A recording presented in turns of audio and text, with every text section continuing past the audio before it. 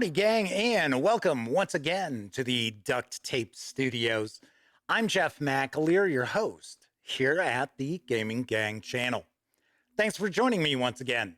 Today, I'm going to be sharing my review of Dragonbane from Free League Publishing. It's designed by Tomas Herenstam, Andres Marklin, and Christer Sunderland, with artwork provided by Johan Egerkrans, Nicholas Brandt, and Anton Vitus. This box set, this is the core set, is available right now. It carries an MSRP of $49.99, or you can grab just the PDF alone over at DriveThruRPG for $24.99. And stay tuned, I will reveal the two winners of the Dragonbane core set in PDF. All that said, let's swing on over to the other camera because here I've got Dragonbane. A few things I do want to mention before I jump on in. First of all, the fine folks over at Free League Publishing were kind enough to provide me with this review copy, but neither I nor anyone else affiliated with the Gaming Gang has received any other sort of compensation for me to share this review with you. And these days, it's important that you know that. We're not going to look at each and every page in the books within this core set, but I do want to give you a really good feel for what you get with the Dragonbane box set here. Lastly, there is an adventure book. So if you are a player hoping your game master is going to pick up Dragonbane, or maybe they already have and just haven't started running it yet, you're probably going to want to tune out, because even though I'm going to try to stay as spoiler-free as I possibly can, there are going to be some spoilers. And you don't want surprises of the adventures ruined because you saw some images from this review. So if you want to tune out, just let you know. Now, of course, if your game master is thinking about picking up Dragonbane, or you would like them to run Dragonbane, point them in the direction of this video so they can approach this and make an informed buying decision. So we start off, we get a nice box, nice, thick, hefty box here. Can stand up to some repeated use. Sometimes these box sets for role-playing games come in these really flimsy boxes. Not so with Free League Publishing. We usually get a nice, sturdy box to start off with. So before I dive into the rule book and the adventure book, I am going to talk about some of the extras, the extra goodies that we get in this core set. And first of all, we get a map of the Misty Vale, which is where the adventure campaign takes place. Really like this map quite a bit. And this paper is actually treated, so it's not just a paper map. And then on the back, we get a list of all the Kickstarter backers. So I thought that was a very nice nod to the backers there. We get a two-sided combat map, one for outdoors, one for indoors. So we see we've got the square grid there. We get a couple of punch boards of standees or figure flats, however you want to refer to those. So these are some of the creatures that we're going to encounter in the adventures. And we also have some standees for the pre-generated characters that are part of this. We get 5 blank character sheets. These are dual-sided with the same thing. So it's only one page for your character sheet. So you can essentially roll up 10 characters with these. Then we have 5 pre-generated characters of the different kin and different careers, different classes. So we've got those 5 there. We've got the books, but I'm going to move those books out of the way for just a moment because we have some decks of cards here. So we've got an initiative deck, which is 1 through 10. So before combat, for the initiative phase, you're going to shuffle this up as the game master and deal them out to the players. There are some ways to make adjustments to the initiative. I'll talk about that when we get into the rules. We have a deck of improvised weapons. Don't have images, it's just text, but it's broken up by 3 different areas. Once again, This is from the adventure book. So we've got those. And these have a linen finish, so these should hold up pretty nicely. We have an adventure deck, which is actually some kind of read aloud text for some of the locations in the adventure, or adventures, I should say, because it's a campaign that's actually included. Then we have a treasure deck. Now, this does have images, and this is something that you could, randomly select from to provide treasure to your player characters after they defeat NPCs and monsters and creatures and such. So we've got that. And then we have a set of cool green gem dice. A couple of things to mention. We get 4 6-sided dice. Where's that fourth one? There we go. Which I love. One of my pet peeves is when you get a set of dice and there's 1 6-sided die. It's like, come on, how often do you only have 1 6-sided die you're going to be rolling? So I love that. And then we also have 2 20-sided dice to go along with our 10-sider, 12-sider, 8-sider, and 4-sider. One of the interesting things about these dice is on the 1, we have a dragon symbol. And then on the 20, we have a demon symbol. So this is a roll low kind of game, and I'll discuss those mechanics in just a few moments. So a 1 is a critical success, a 20 is a critical failure. So I like how we've got the little dragon for the 1 and the demon for the 20. So let's start talking about the rules and the mechanics of Dragonbane. And originally in Sweden, the game came out and it was known as, well, the English translation is Dragons and Demons. And it came out, I want to say 1982. And it has been a very popular fantasy role-playing game in Sweden ever since. Now, an interesting aspect of what's now known as Dragonbane is that it owes a lot of credit, or I guess it draws a lot of inspiration, I guess I should say, from RuneQuest, from Chaosium Inc., Greg Stafford's famed fantasy role-playing game. And I'm a huge fan of RuneQuest, dating all the way back to about 1979, 1980 when I first picked it up. And I thought that was really interesting because in 1982, that was kind of the heyday of basic and expert D&D, advanced Dungeons and Dragons. And that's not where the game mechanics draw their influence from. So I thought that was very, very interesting. So one thing I will point out about the way that this core set for Dragonbane is presented is it almost falls in between being a starter set and a full-fledged core rule book.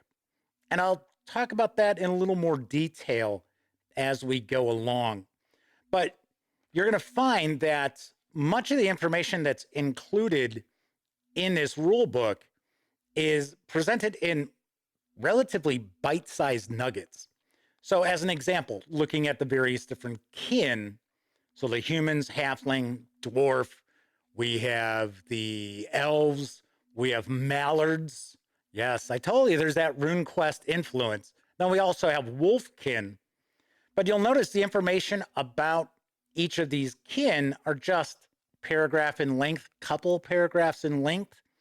And that tends to be how the presentation for Dragonbane is. So we also have different professions. We have 10 different professions. We've got the artisan, we've got the bard, fighter, hunter, knight, mage. We've got the mariner, which strangely enough, we don't have really sea-bound rules in this rule book. So I'm kind of surprised we get a mariner. We also have the merchant, the scholar, and the thief. So it's going to present what is their key attribute for each of these professions. What gear do they get?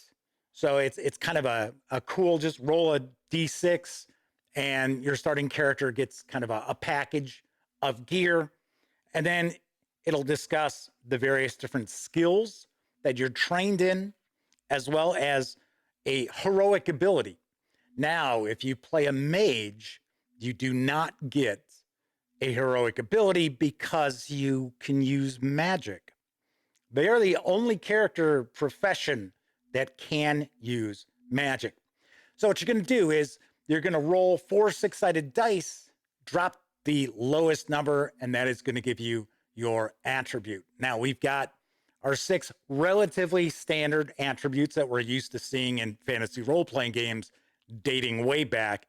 Strength, constitution. Here we have agility. We also have intelligence, willpower, and charisma. So dexterity and wisdom are dropped, but we get similar replacements to them. So what you do is, if you have a check, if you're performing a test against an attribute, you're going to roll your 20-sided die. You're looking to roll equal to or less to succeed. If you roll a 1, that is a critical success. If you roll higher than your attribute, it's a failure. And if you roll a 20, that's a critical failure. So we also have different skills. And the skills are pretty interesting. There's 30 skills. And once again, this is another aspect where you see the influence of RuneQuest. And what you do is, based on your core attribute, you're going to determine what your starting skill level is for the skills. Now, we also have trained skills. Now, depending on the age of your character, which you can roll randomly, you can pretty much do just about any of the character creation absolutely random if you would like. But what you're looking at is you're going to get, based on your core attribute that's tied into that skill, you're going to get a base score. And if it's something you're trained in, which is going to be based on your profession, as well as you'll have the ability to choose some skills as well that you're trained in, then you double that. So pretty easy. So it's entirely possible that you might have an untrained skill of 6 in something, but if you had that skill and you were trained in it, now you're looking at a 12. Once again, testing against those skills, you're going to be rolling that 20-sided die, and equal to or less than, thumbs up, higher than or a 20, womp, womp, womp. So we get a breakdown of the core skills. Once again, each of these skills, just getting a short description. We have a melee skill. We also have a ranged combat skill. That's how you hit. I'll talk about combat in just a bit. We've got these various different heroic abilities, which will really add more flavor and uniqueness to the characters. I like these quite a lot as well. I should point out, I've heard a lot of people online talking about how Dragonbane makes for a perfect role-playing game for absolute newcomers to the hobby. And I am going to have a contrary opinion to that when I discuss my final thoughts and provide my review score, because I do think it's kind of tricky to recommend this for absolute newcomers to role-playing games, especially brand new game masters. I'll get into one of the reasons right here, and that is combat. Combat is probably a bit more rules heavy than people would expect, taking a look at the other mechanics of this game, because it's super easy to understand the core mechanics of Dragonbane. You got a skill, you got an attribute, you're rolling a die equal to or lower. Hooray, right? Pretty simple. Now, we also have boons and banes, which, if you're familiar with 5e D&D, you're looking at advantage and disadvantage, essentially. So if you have a boon, you're going to roll 2 20-sided dice, you're going to take the lower of the 2 rolls. That's your roll. If you have a bane, it's the opposite. You're going to roll 2, you're going to take the highest. So pretty simple with that. Now, in combat, you're going to start off with initiative. And this is one of the first things that I'm kind of a mixed opinion of. I like the initiative where you're going to deal the cards out as the game master.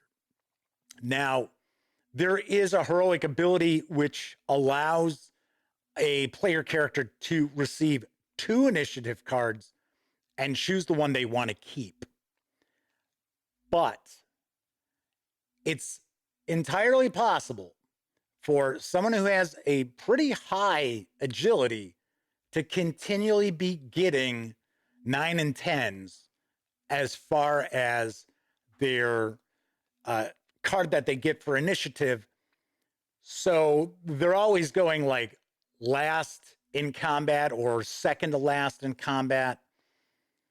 So I would probably make some tweaks. I may not necessarily use the deck of cards. I would probably come up with something where I'd be rolling a 10-sided die and providing like a negative modifier depending on somebody's agility score. Because remember, you want a low number because that's the order you're going to actually take your actions, or I should say action, because in combat, you're allowed 1 move and 1 action. That's it. So pretty easy to wrap your head around that. But one of the things I like about the initiative cards, though, is that any of the players can swap cards with anyone else. So let's say, as an example, you're going first, but you want to see what your enemies are going to do. So you might decide you're going to swap with the enemies, with the monster or the NPC, what have you. And then you're going to go when their card would go, and they go first. And the thing is, you can trade with anybody who has a lower rank in the order, and there's nothing they can do about it. You can just swap out and be like, okay, you can do that with other characters as well, with other players. I thought that was kind of cool. And of course, you can discuss it amongst the group, swapping the initiative cards too. So that's something I really like. So it's like I said, I'm kind of 2 minds. On one hand, I really like the cards and being able to swap. I think that's cool. But on the other hand, it is entirely possible for high agility characters to keep getting bad cards. So there is that. So with melee and ranged combat, you're looking at rolling your melee combat or your ranged combat skill. There is no armor class. There's no to hit matrices or anything like that.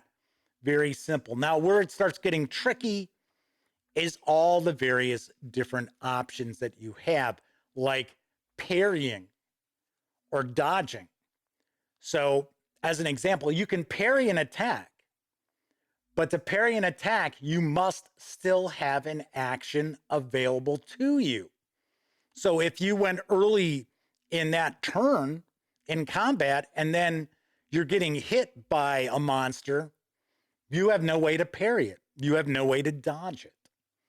So we have a variety of different aspects to combat that it's probably a little crunchier than I would probably think in a game that's aimed directly at absolute newcomers to the hobby. Now, I like how critical hits work and damage. So with damage, because we don't have an armor class, you do have armor. So what you would do is, as an example, if you hit whoever you're attacking and you roll your damage, the armor value that they have is subtracted from your damage and the rest carries through.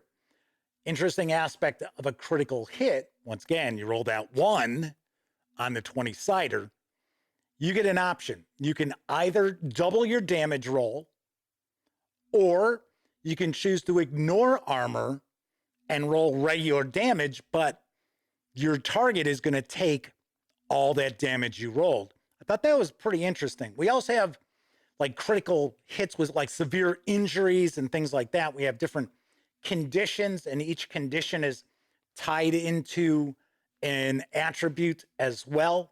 And there's certain ways for you to get rid of these conditions. One of the conditions is angry. So I thought some of the conditions are kind of interesting as well because they are negatives to your rolls. So we've got all these various different aspects of the game that are provided in just, once again, small bite-sized chunks. Some aspects of the rules I would have liked to have seen fleshed out far more. And one aspect of games that are actually aimed at newcomers to the hobby is they tend to be very, very structured because newcomers need that sort of rule structure. Most brand new game masters don't have an easy time winging things. So that's another reason why I don't necessarily recommend Dragonbane for people who are just picking up role-playing as a hobby. So we got magic. We have different schools of magic. We've got 3. Now we have general magic that anyone who's a mage can utilize. And we have animism, elementalism, and mentalism. And we don't have spell slots. Hooray! Yay! We have willpower. So you spend willpower to cast spells. And of course, you can recharge your willpower points through resting.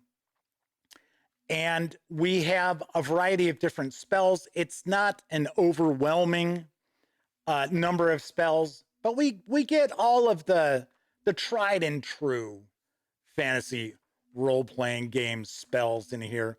And once again, you'll notice it's pretty much just a paragraph of information. Artwork throughout, I really like a lot. I happen to be a big fan of the artwork in Vaesen. So this is the same art team that provides much of the artwork for that role-playing game for Free League Publishing. So very, very nice. We get a really short bestiary. We have, I think, off the top of my head, if I remember right, like 14 or 15 monsters. We get some common animals. The monsters all get images, so that's cool. And then we get a very, very short GM section, which I would have liked to have seen fleshed out quite a lot more. So remember, I had mentioned this release kind of falls in between a starter set and like a full-fledged core rulebook that you would expect to see from many role-playing game companies. So as far as the mechanics, pretty easy to pick up. Like I said, combat is probably a little crunchier than people would expect. I should point out that monsters always hit. There is no roll to see if the monsters hit. Your enemies always hit you. Another reason why you might want to be swapping those initiative cards and holding off and saving your action because maybe you need to parry rather than taking a lot of damage. Player characters are pretty squishy too. Your hit points are equal to your constitution.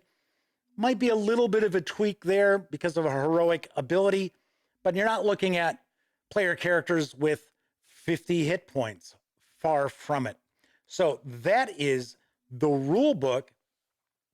We also get a solo adventure, so you can learn how to play Dragonbane. So I thought this was pretty cool. And there's also some tools to utilize if you want to kind of play this solitaire by yourself. They're not real in-depth, but there's a bit in there. So we got these little mission summaries for you.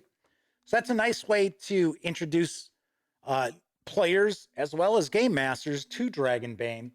And then we get the Adventures book, which is a campaign. It is a full-fledged campaign. So we've got the Misty Vale, as I had shown you the map of previously, and I will try to stay pretty spoiler-free for the adventure, but it is, got to be honest, it's actually a relatively epic adventure, and there's a lot of mystery to it. It's not necessarily a sandbox adventure, but it is more almost along the lines of what I would call kind of a tribute to a hex crawl adventure because we have different locations. We get the situation, what's going on at that location.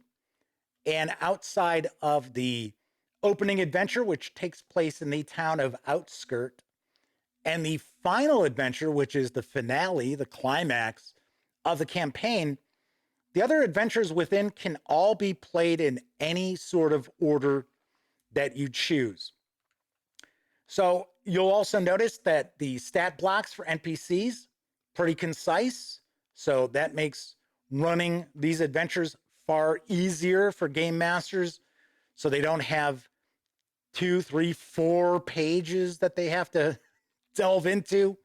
We have various different random tables for encounters during the adventures based on terrain.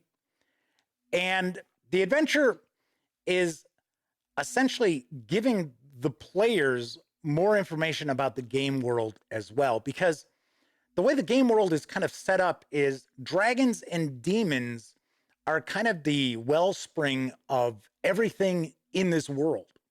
Now, they don't have much of a presence anymore, well, for the average person in this game world. But the easiest way that I can kind of describe the dragons and the demons is, if you're familiar with Michael Moorcock's Eternal Champion with law and chaos, dragons are law, demons are chaos. And keep in mind, law doesn't necessarily mean good, and chaos doesn't always necessarily mean evil. That's sort of the vibe that I get from this. And the player characters are going to learn about this Dragon King, this ancient Dragon King, and this famed sword, and they will begin looking for the sword. The adventures and the campaign overall has a really nice old school Renaissance vibe to it, although you're not using OSR mechanics. And I love the fact that we have different things that take place in these adventures that kind of fly in the face of what you would normally see kind of in an old school adventure. So as an example, you're going to encounter orcs who are looking for something, and the orcs aren't necessarily your enemies. You don't necessarily need to fight the orcs. It's very possible you could find yourself allied with them. We also have cultists, and the cultists aren't all just faceless drones who are going to, die for the cause. Some of them don't even really want to be part of the cult. So I found that to be interesting as well. So this is, I should say, this is actually presented as a role-playing game of mirth and mayhem. And while it doesn't have the same sort of dry and dark sense of humor as, say, Warhammer Fantasy Roleplay, there is a lightness to the adventuring. This is not a grim, dark world by any stretch of the imagination. That doesn't necessarily mean that you can't have epic adventures or epic campaigns, such as what you find in this book. So all in all, I really do like the adventure book quite a lot. I like the campaign. Each of the adventures you should be able to polish off in a session, maybe 2. But you are going to get quite a lot of gaming mileage out of this adventure book. You really, really will. And as you can see throughout, really nice artwork. And the NPCs are really nicely presented as well. The great majority of the NPCs have an interesting beat that as a game master, you can really pick up on to make the NPCs stand out and, for the most part, be relatively memorable. All right, so that is the adventure book. So as you can see, the Dragonbane core set is jam-packed with gaming goodness. You are really getting a lot of content for that $49.99 MSRP. So let's swing over to the other camera because I'm going to share some final thoughts as well as my review score. So there is a ton that I really, really dig about Dragonbane, and there are some things I have some quibbles with.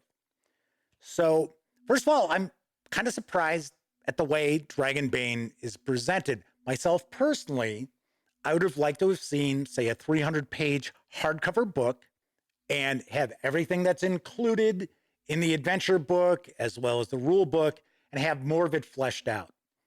I would have liked to have seen far more monsters in the bestiary. I'd like to learn a whole lot more about this game world because we just get little bits and pieces here. This is a role-playing game that's been around for decades. I do believe there's quite a bit of material that's been published, not in English, but that has been published for the game that could be drawn upon. I would have liked to have seen that. I would have liked to have seen a nice, hefty core book, and then the dice and the figure flats and the decks of cards and the maps included as an additional package if you wanted to pick that up. I would have liked to have seen it presented that way. For the third time, I'm going to point out, strangely enough, Dragonbane, this core set kind of falls between that starter set and a full-fledged core rulebook. So there is that. Like I said, I would have liked to have just seen a nice 325-page hardcover book. Would have been excellent. Mechanically, very easy to pick up. As far as being a game that's aimed at absolute newcomers to the hobby, like I said, I'm hearing some people online talking about, oh, this is perfect if you've never played a role-playing game before. I disagree, especially as a game master. If you are a first-time game master, I think you need a little more structure. I think you need a little more advice as far as being a good game master and running Dragonbane well. I mean, it's super easy to be a bad game master. Anybody can do that. And there's a lot here to really like. So I wouldn't want a bad game master to ruin someone's impression of Dragonbane, which happens all the time. You have bad game masters turn people off from particular rule systems, and it's not the system's fault, it's the GM's fault. So once again, would have liked to have seen far more information for both about the game world, monsters, the kin, as well as how you would go about running the game. Mechanically, as a player, pretty easy to pick up. Once again, it's not as structured as you would like, say, with some of the approaches with, you know, how do you use these skills? Because they're fairly abstract. And what do I do in combat? Things like that. But as a player, I think Dragonbane should be pretty damn easy to pick up and play. Production quality, fantastic. The amount of content that you get, top notch. I really, really love this box set.